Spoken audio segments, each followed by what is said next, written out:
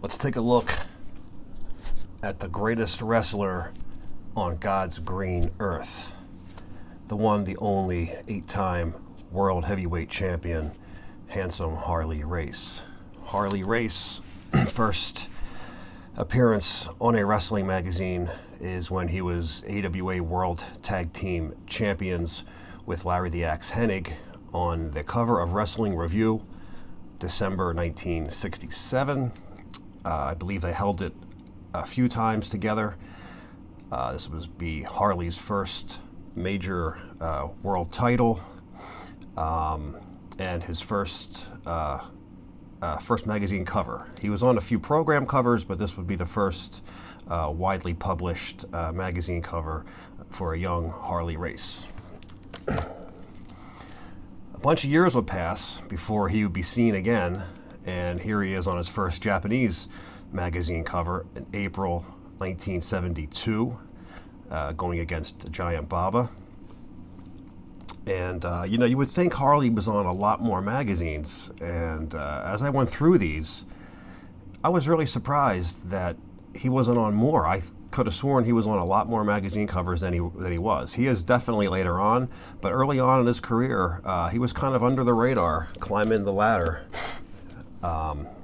Here he is now on the cover of Wrestling Review, 1973 March, and this is when he was the Central States heavyweight champion, and slowly climbing the ladder towards that world title shot, which would be coming up next. Okay, I thought there was one more magazine before that.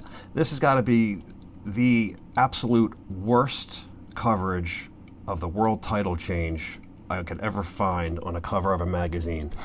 You never know anything even happened. Don, Leo, Jonathan, and Pedro have the dominant cover. The Sheik and Abdul Farouk on the bottom have another quarter page. Up here, small, How I Won the World Title from Dory Funk Jr. by Harley Race. And down here in the film strip slide with the rainbow colors are some pictures of Harley during the match. Down on the bottom, here he is with the world belt. I mean, awful, especially with an icon like Dory Funk losing the title. I believe, 4 years he was the champ, and here comes a young Harley Race and snags the title from him, and this is the coverage that it gets. Absolutely terrible, in my opinion, for the wrestler. September 1973. The other side of the world had much more respect for the world champion losing the title and the new champion Harley Race, and the cover of Pro Wrestling Monthly, July 1973, and you see Dory's last look with the world belt and a bloody Harley in the 3 photos on the side, announcing the new champion. Inside, there's some great color coverage of Harley and Dory for the match. The rival magazine in Japan, Gong, has a fantastic coverage of the title change. Don't let the magazine cover fool you. It is a lot better looking magazine inside. There's some great color shots. If you're a fan of Harley early on, there's some great photos in here of his match. Harley's here in the armbar by Dory, and it says here on the bottom, NWA World Champion Harley Race. He gets the full page like he should. This is actually the second release. This was in August 73. In July 73 would be the announcement of Harley's win. I had them out of order, sorry. But here's Harley with the belt, showing off with Dory losing the title. But here's your first look at him with the belt. And of course, it was the crown jewel. His first belt was the crown jewel. He didn't get the 10 pounds of gold quite yet. And when he did, it was red. We'll show you guys in a second. July 1973 would be the announcement of Harley winning the title, and then August is the full match coverage They both have full match coverage, but this really goes into detail. A lot of great photos in this. The gong issues from the early 70s are so expensive and so hard to find. So if you do find it, you're going to be paying roughly anywhere between $80 to $110 for it. It sucks, but it's, you know, somebody like me who loves it, I have to have it. It eats at me until I get it. So it's well worth it for me to have that kind of coverage, especially in color when we never even seen stuff like that early on in color. Harley would go on to defend the title for a couple of years. He would go up against a bunch of different guys. We're going to go over a couple of his title defenses. March of '73, Inside Wrestling is on the cover, battling it out. Both men are bloodied against Terry Funk. Terry seeks revenge on his brother's loss for the world title, and Terry steps up to see if he can take the title, but not quite yet for Terry Funk. He would also, Harley would also battle against former champ Gene Kiniski, and another bloody battle would take place between those two men. October '73, Inside Wrestling, with a bloody Harley Race on the cover. Harley would even defend the title against the former WWF champion Bruno Sammartino. A lot of these magazines you're going to see are signed. This is signed by both Bruno and Harley.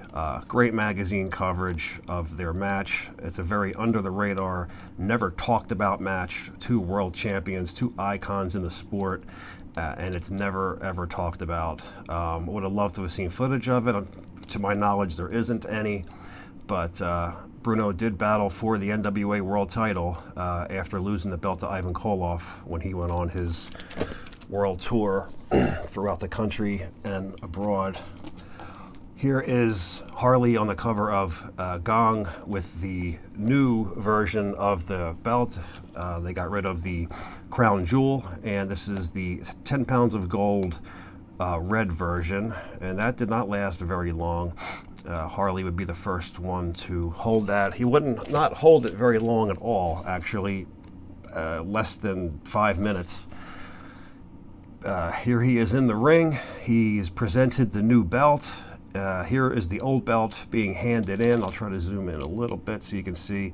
As you can see here, the belt is being handed in, switched out. Harley posed for a series of photos with that belt in the ring, and in that same night he would drop the title to Jack Brisco. And here's Jack's first look as the new world champion. This is on the cover of Gong, September 1973. Great coverage, again, of a world title change in Japan. They really showcased the NWA world champions and put them on a pedestal for sure. A little bit of coverage in America about that title change, not a whole lot. Jack got good coverage defending the title, but not much was said when he won. Here's another shot. The last three consecutive champs, Dory Funk Jr., Harley Race, and Jack in the middle, are all posing together. This is a great magazine also. It's got several photos and a pull-out poster of all three guys posing together with the new belt shortly after the match that Jack won.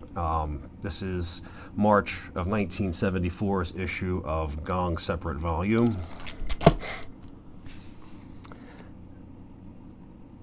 Harley would continue to battle on, chasing the title, and here's him and Jack in a rematch on the cover of Wrestling Review, April 1975, and not quite the time yet for Harley to take the title back.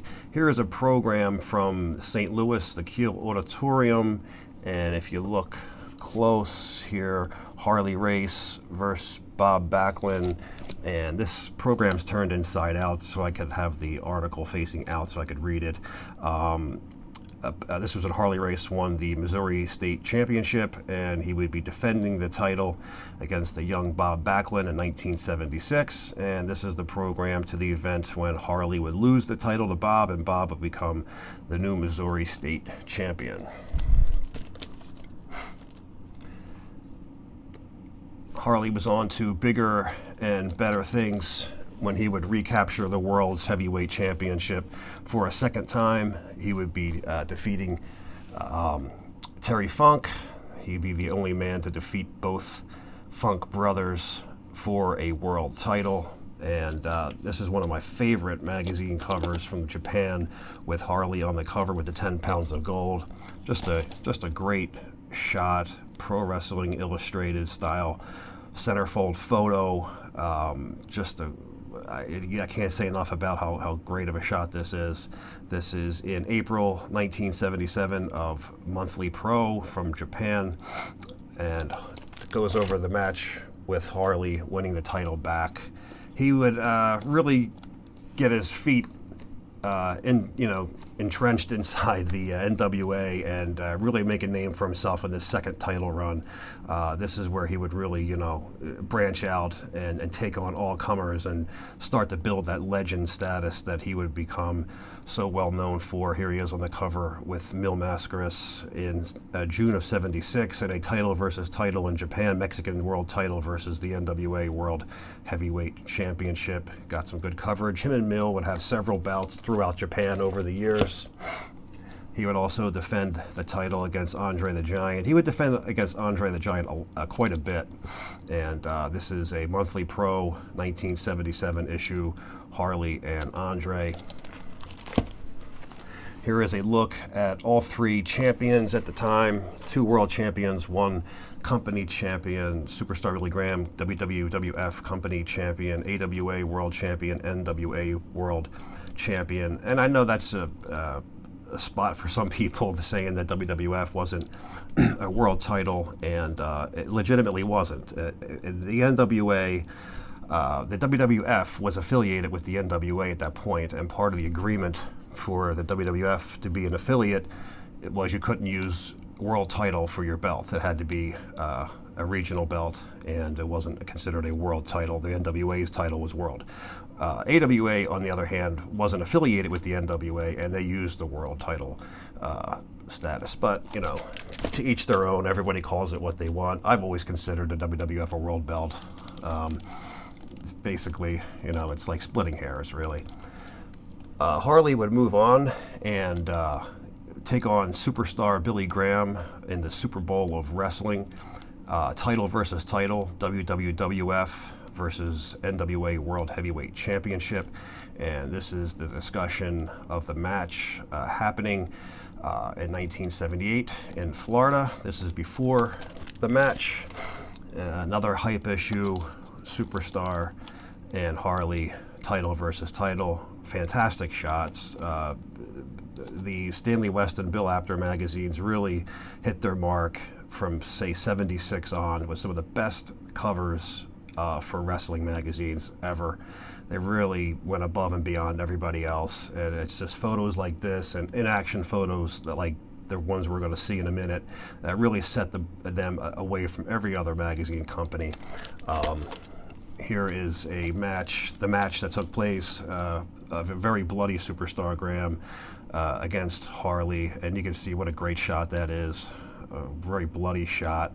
Another great magazine cover, and a lot of coverage in this one. Every magazine pretty much covered this. You got Sports Review, Inside Wrestling, Wrestling Superstars. Now here's an Annual Wrestling also covering the match. This was, a huge deal in 1978. This was also signed by Mil Mascaras, Harley, Superstar, and Backlund. I realize I got 4 on there. Again, an annual covering the match of Harley versus Superstar. This is the Japanese coverage of the match. I showed in one other video some inside photos of this. I'll just do it again for you guys. You want to see a couple of photos. Get a couple nice looking shots that were never really seen. And they're all in color, by the way. So Superstar and Race. Here is the field. It was outside at a ball field, and at night, obviously, and just some fantastic looking photos. Sports Illustrated quality shots that our Japanese friends gave to their fans. Absolutely blows ours away. Like you can see, every page, 1978 is in full color, such as all their magazines were always in full color. Superstar dropping the knee, the Harley's back, trying to fit everything in there for you so you can see it, but you get the idea. What a great shot. And here is almost the same photo as the After magazine cover that we just looked at. Great suplex by Superstar, getting suplexed rather, and in the clutch of Superstar is Harley. Just show a couple more. Here's Superstar with the belt bloodied at the end of the match. Of course, it was a draw. I don't believe Harley bled during this match. I think it was just Superstar, and they did go for 1 hour. Yep, and here's Harley at the end, walking away with the 10 pounds of gold. This is a Wrestling USA 1978. It's very expensive. Sometimes you can find it cheap. You're going to pay in the $100 range again for this if you can find it. Sometimes they pop up a little cheaper. You just got to look out for it. But well worth it. If you're a fan of Superstar, Harley, or that match, I seriously recommend you getting your hands on that sucker. There was a rematch to take place, Superstar versus Harley. That never happened. Bob Backlund would end up defeating Superstar Graham for the WWF title, and Backlund's first title defense would be against Harley Race, filling Superstar's spot. And you'll see right here, Bob Backlund's first title defense against, they forced me to wrestle Harley Race, and this is signed by both Bob and Harley. Like I was telling you before about the quality of other magazines compared to the Stanley Westons. I mean, here is a Wrestling Monthly from '78 of Harley, and it just doesn't compare. It looks like Harley's wrestling in some warehouse somewhere with the low ceiling beams, and it's just not even close. That would be July of '78 Wrestling Monthly. I went maybe a little bit too fast. This is the only Wrestling Monthly issue Harley would ever be on. He wasn't on any later months. I was shocked. I thought for sure he'd be on something. And the same goes for Wrestling Review. Just those couple that you've seen in the early '70s would be it for him for Wrestling Review. June of 1978, he would have some more matches with Mil Mascaras, and this is on the cover of Monthly Pro. Another shot of Harley in '78 of March on the cover with the 10 pounds of gold on the cover of Gong. Sorry, I'm fighting the glare in my room. I'm rearranging everything down here, and I'll make a new updated video for you guys soon. I've added so much stuff, and I haven't made a video in a little while. I've been real busy with work and busy with rearranging all my stuff. I got so much stuff that I pulled out. I found magazines that I didn't even know that I had, complete years of issues I didn't even know that I owned, because they're in the later '80s when I was looking for those Wrestling World issues for you guys, and I was like, my God, I didn't even know I had all these. So look for more videos to come soon. As soon as I get everything straightened out and cleared out of here and organized. This is a cover of The Rings Wrestling, November of 1979, with all three world champions on the cover, Nick Bockwinkel, Harley Race, and Bob Backlund. Here is Wrestling News with the NWA Junior Heavyweight Champion Nelson Royal and Harley Race posing together in the NWA picture book version of Wrestling News. Here we are back in Japan, cover of Monthly Pro, February 1978. Great shot, classic shot of Harley with the open jacket, two hands up with the two fingers raised, two arms up with the two fingers raised, with the open belt, with the jacket. Just a classic shot of Harley. Here is another shot of Harley in '78, November, with his son on the cover of Gong Invitation to the Ring. This is Harley's first Pro Wrestling Illustrated cover, and it's a match with him and Dusty Rhodes, and it is May 1980. These 1980, 81 issues of PWI are super hard to get for some reason. They're very expensive. There wasn't 12 issues a year. Check out the Pro Wrestling Illustrated video I put out if you're looking to complete PWI. I believe there was only 6, possibly 8. For 80 or 81. It wasn't until like 82 or 3 when they started doing 12 issues a year. Harley would only be on one other PWI cover, and that would be it for him for the rest of his career. Harley now defending against Andre the Giant once again. Here he is slamming Andre on the cover of the Victory Sports Series Annual 1980, which is Summer 80 issue, and it kind of blows out the myth of Andre never being slammed, and the first time him being slammed was by Hulk Hogan, which we all know was not true. First person to slam him was Kendo Nagasaki. Kendo Nagasaki also gave him his first defeat by pinfall. Billy Robinson also pinned him. Carl Gotch also pinned him. A lot of guys pinned him early on. Here he is against the Sheik. Very bloody match. Getting the spike or the pencil, whatever it is, to the forehead of Harley against the Sheik in fall of 78 wrestling annual. And defending the title in 79, March of 79, Inside Wrestling against Blackjack Mulligan, and he is juiced beyond belief. Let's look at that blood down his pants, down his stomach, through his legs and his arms, covering Mulligan. It's just all over the place. Harley would drop the title shortly to the Giant Baba, and he would gain it back quickly, and here he is on the cover of the Monthly Pro Deluxe issue in Japan after winning the title back. And this is in August's issue of Monthly Pro 79. That has the coverage of the match with Baba inside. Monthly Pro 79 November, another shot of Harley with the gold.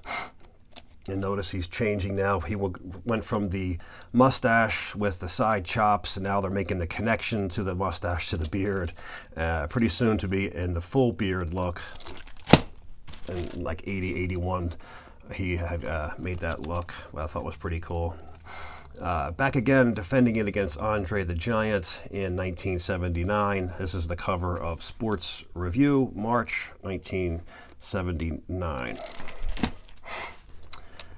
And picking up coverage of that would also be the Japanese, and there's a lot of coverage in this issue. He also gets slammed again in this issue. I don't remember where the match took place. I remember it's in a really small arena with a very low ceiling, kind of like the one we seen earlier on the Wrestling Monthly with the beams going across.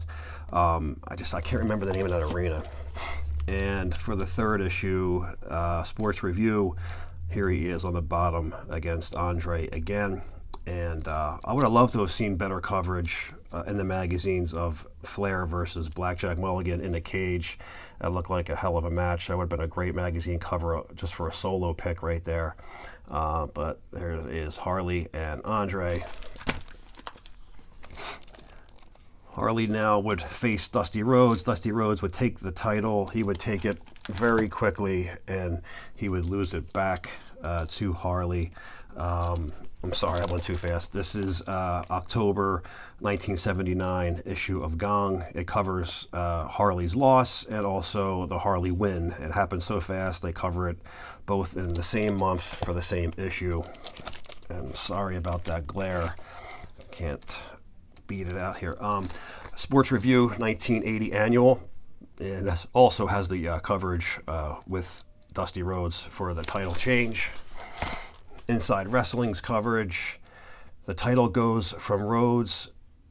The title goes from Race to Rhodes and to Race again. Yep, just that quick. And here he is in the locker room getting beer poured all over his head. And on the bottom here is Harley, who has the title back again. And Dusty is wearing the belt in the ring. I always thought this was a cool magazine cover. You know, all the Budweisers and getting poured on the head and the guy celebrating. I thought that was a great looking magazine cover. Here is Harley's first photo as champion. This is in the locker room. He's still bleeding from after the match, and had him sign this. Harley Race, 8-time NWA champion, and this was one of my favorite magazine covers as a kid. It's also got the Sheik versus Bob Backlund there for the U.S. title as well. A little bit of coverage there in this issue. The Japanese covered it a lot better, but at least America did acknowledge the title change. Here he is defending the title in the Big Book of Wrestling, summer of 1980 against David Von Erich. David Von Erich will come up short this night. Back again with a series with Mil Mascaras in July of 1980, The Wrestler. The Japanese picked up also on that match in September 1980 against Harley and Mascaras. And a series of matches would take place with him and Dusty Rhodes, and just another magazine cover shot of these two. Great cover, great in-action cover. Also, Bruno Sammartino and Larry Zbyszko on the bottom corner. Here's a great looking magazine cover. It's a huge one. I'll try to fit it in here. Both champion Backlund versus Race. Number 2, getting ready to meet again for the second time, this time in the Garden. And again, sorry guys about the glare. Backlund with the title, Harley with the title, both posing together before the match, Madison Square Garden. Huge, huge magazine. The back of the magazine has got a bloody Dusty Rhodes, and rest in peace Antonio Inoki, who just learned several hours ago he had passed away. Heartbroken about that. Loved Antonio Inoki and all that he had done for pro wrestling. And here is some match coverage. Harley versus Backlund from the Garden. And this is Gong's coverage of it. Not bad coverage in this issue. Pro Wrestling Monthly had a lot better coverage of the match in their issue of November 1980. So if you had to spend the money and you wanted to pick one of them, this would be the one I would pick. Much better color coverage of it. This is another magazine covering it from Madison Square Garden. This is very expensive. I wouldn't recommend getting it. It's not worth the price. It's a lot of money. There's a lot of great color photos in it. It's just very expensive, and there's really no reason. You can get away with the other 2 issues. It's a great mag, but it's just not worth the money that they charge for that. Here is Inside Wrestling, January 1981, and this is their coverage of the Garden match. And let me see, I thought there was one more, but there's not. Okay, so Inside Wrestling, January 81, and it's just the coverage from the Garden, Backlund, and Harley. And that'll wrap it up for their second meeting. Here is a cover of Wrestling Today, 1981. This was a rare publication, only out for a handful of issues. I believe 79 to 81, I believe it ran. I did a video on them. I just can't remember off the top of my head. But it was a good magazine. They had some great coverage, some great in-action photo shots, some great covers for their magazines. It didn't last very long, but it was a good magazine, Wrestling Today. He would also defend the title against Mr. Wrestling 2. Here he is getting backdropped by 2 in March of 81. Back again with another match with Dusty Rhodes. Inside Wrestling, June of 1981. October 81, Dusty would take the title once again. These might be just a little bit out of order. Yeah, this was in the wrong spot. November of 80 with Tommy Rich. He would lose the title to Tommy Rich. He would gain it back very quickly. I believe it was 5 days. Where does this? I'm trying to see where it says there's a tagline here. Oh, am I good enough to beat Harley Race again? And obviously he wasn't. So this is signed by Tommy Rich and also a bloody Harley after winning the title back from Tommy. And here's Harley now with the full beard that we were talking about earlier. All came into a big puffy hairball at the top of the head and the face. I just thought it was a great look. It just looks mean and tough, and pointing the finger, and he's ready to take on Backlund, Flair, and Dusty Rhodes. And once again, would take on Dusty Rhodes. November 1983 of The Wrestler. Flair would take the title from Dusty Rhodes a few magazines ago, and Harley would take it back for the 7th time. And this was another one of my favorite issues. I explain this in another video. This one and the PWI with Harley with the belt are a couple of my favorite issues for that time period. And just very nostalgic looking back at these next couple of magazines. Just a great shot, great bloody shot. The main event also covered Harley's win back of the world title. It would be his last, but we explain in the main event video that I made for you guys that it's not his last. He went on to win it for an 8th time, and I show you the Japanese coverage of when Harley won that title for the 8th time in Singapore. So if anyone hasn't seen that video, check it out. It explains Harley's 8th win, beating Flair on tour overseas. Here is Harley's first and only posed cover of PWI with the world title, signed 8-time Harley Race World Champion. This is November 1983, and like I said before, this had always made me sad because it would be my last look at Harley as the world champ, somebody who I grew up reading about. The first time I got to see him was in 1980 when he came to the WWF TV. Out of nowhere, I was not expecting that, and here he comes out for an interview, and he's wearing the jacket, and he's got the gold belt. And I remember us as kids were like, oh my God, there's the world champ. I was like, holy shit, what's he doing here, because it was so real back then, and you weren't expecting that, and they never mentioned any other companies that much, and you see them showing respect to the world champion and having his belt on our TV. It was really something, and it was the talk of the schoolyard the next day, and of course, that match they had at the Garden, and so I was an instant fan of his ever since, but a fan already because I was already attracted to him from the magazines. I was just sucked into him and his magazine covers. So here is Flair on the cover of Ringside magazine, him and Harley battling it out. They would battle it out so many thousands of times over the next couple of years, and the biggest one, of course, would be in Starrcade 83. Harley is now the champ. Flair vows to get the title back. I'm sorry. Flair vows to get the title back is in this Ringside issue, November. And then Starrcade hype would be Flair for the Gold. And this is the program for the Starrcade Flair for the Gold. And this is also signed by Flair and Harley at the bottom. Event program. And Flair would actually take the title back. And this isn't a video about Flair winning. This is a video for Harley, so we don't care about Flair winning the belt. We're pissed off because Harley lost.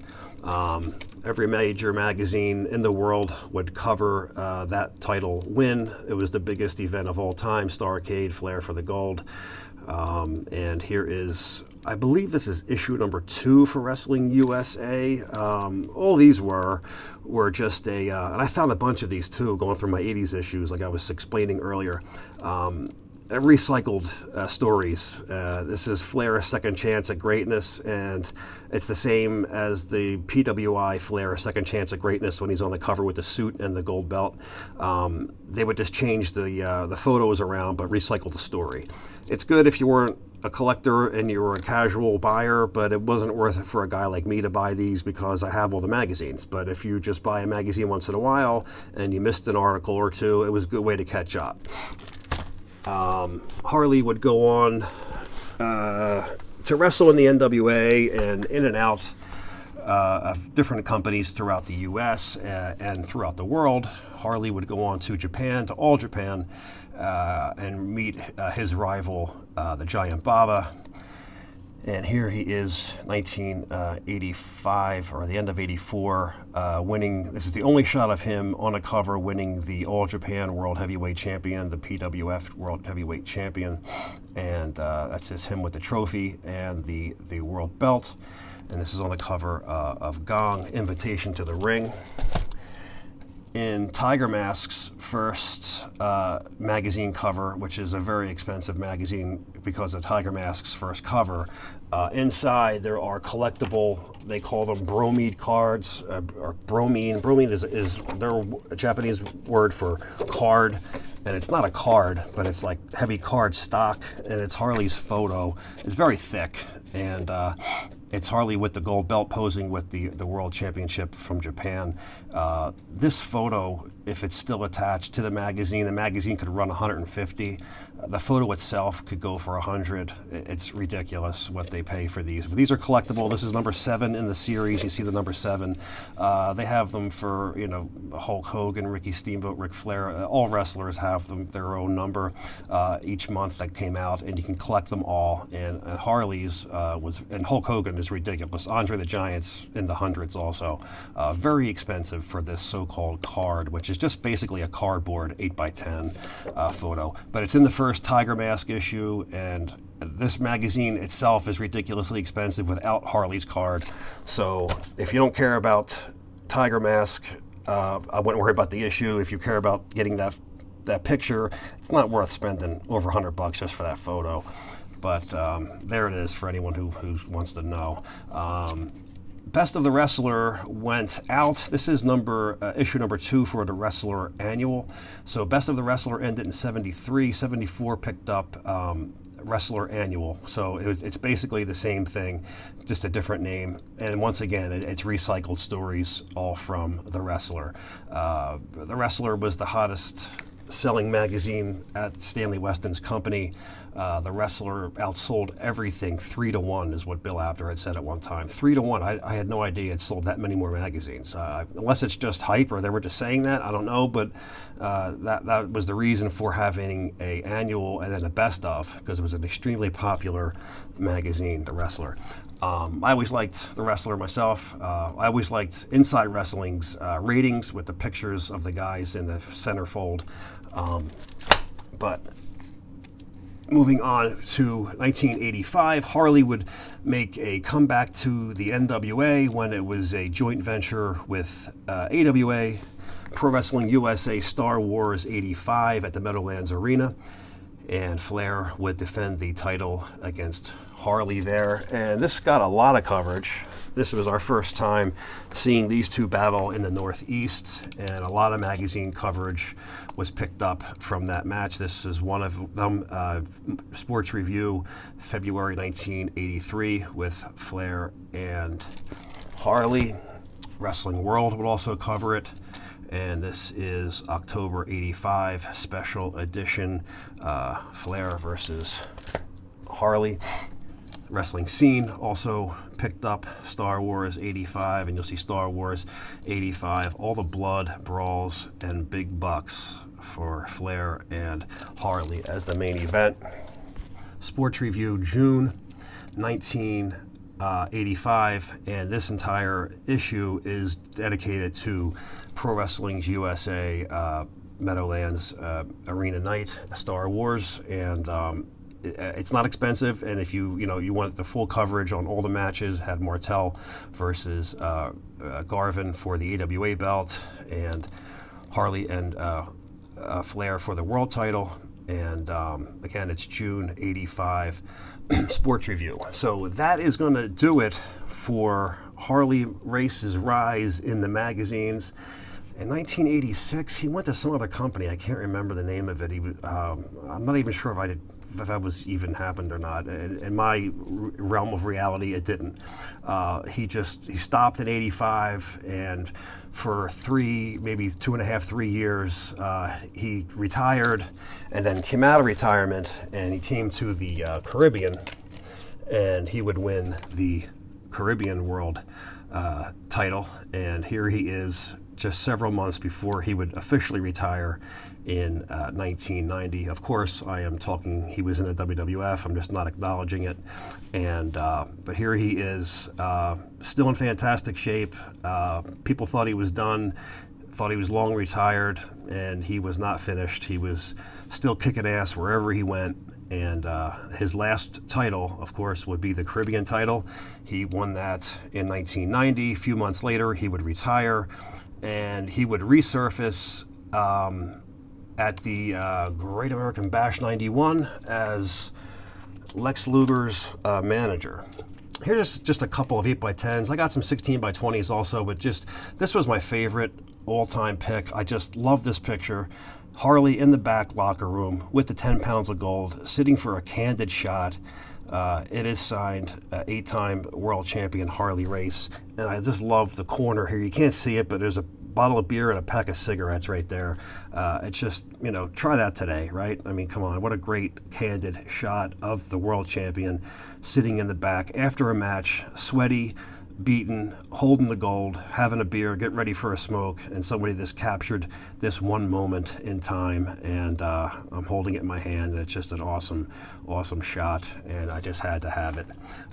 He's just in a couple of other 8x10s that I had, but really, I have a lot of other 8x10s too, but here is Harley's rise in the magazines, and hope you guys dug it. He was, without a doubt, one of the best wrestlers on God's green earth. All right, a lot more videos to come, so stay tuned. I may have a little break in between for a couple of weeks, but I will be back, and we'll see you guys on the next.